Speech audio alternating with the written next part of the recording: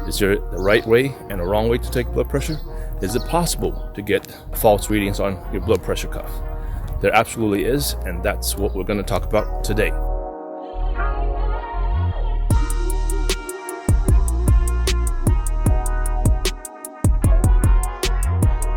Well, good morning. June 18th, day 18th of the 30-day Zipper Ninja Walk Challenge. My goodness, it's a little bit gloomy today, kind of sprinkling. Yesterday was a very interesting day. I did not get to do the walk because I had to go get my CT.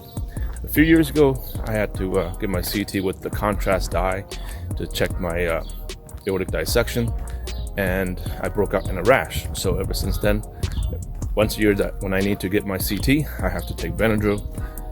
Yesterday, the Benadryl 50 milligrams totally knocked me out. I had to take 3 or 4 hour naps just to get back on track, and I just could not even walk. So sorry about yesterday, did not do the walk.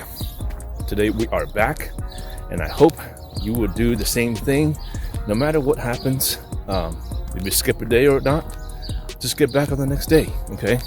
This morning, still a little bit groggy, but we just got out of bed and just gotta do it.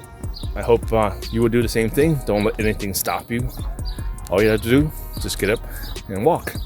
That's it. As some of you know, anxiety can cause our blood pressure to skyrocket. And at times, that's actually an inaccurate reading because that's not how you are all the time. So if you have anxiety and you have it all the time, and then that's when you take your blood pressure, it's going to show that you're high all the time. So there are 3 things that you need to look at when you take your blood pressure. Number 1 is timing. Number 2 is positioning. Number 3 is your equipment. So let's talk about point number 1 first right now. Before you take your blood pressure, relax emotionally and also physically, about 5 minutes. Then you take your blood pressure. That is the most accurate time when to take your blood pressure. If you just finished running, if you just finished getting mad at somebody or yelling at somebody, your blood pressure is going to be high, and that is not an accurate time to take your blood pressure. So make sure you're rested, make sure your emotions are calm, unless you just want to take it because you're going through an anxiety attack and you want to see how high it is, but that's not an actual or accurate reading of your blood pressure. The second point is your body positioning. You should be seated, your foot should be planted on the ground, your arms should be about as close to the same height as your heart as possible, and you should not cross your feet, okay? Again, your body should be relaxed, feet on the ground, arms about the same level as your heart, and do not cross your feet. And point number 3 is make sure your cuff is the right size for your arm.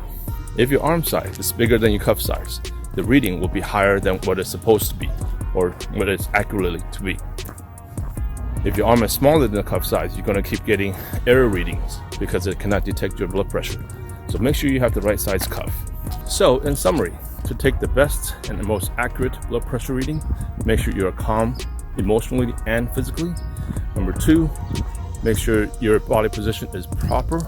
Everything is planted to the ground and also level with your heart and not crossing your legs. And remember, third one, equipment is very important. Make sure your cuff size is right for your arm. If you don't know what it is, make sure you measure it. And make sure there's fresh batteries, or make sure there's good battery power so that you can get the most accurate blood pressure reading. And that concludes day 18th of the 30-day Zipper Ninja Walk Challenge. One great way for you to encourage yourself to walk and also to encourage other friends is to tag your friends right here on Facebook, right below this post, and get them to walk with you. You can even do it virtually, just like what we're doing right now. And we will see you tomorrow.